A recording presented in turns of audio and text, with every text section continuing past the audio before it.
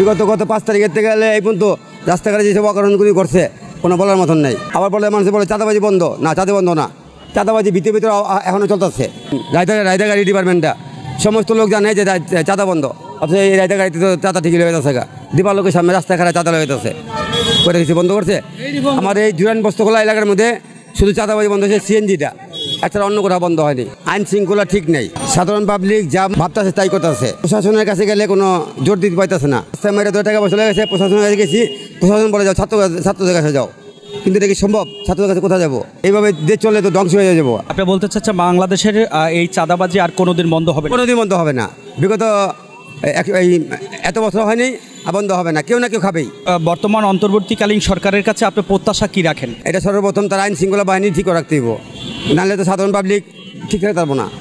আমি ধরেন কাজ করে বাসা যেতেছি, রাস্তায় আমার 2 টাকা পয়সা রেখে দিছে, এটা এই অন্তর্বর্তী সরকারের এটা কি এটা রাখতেছে?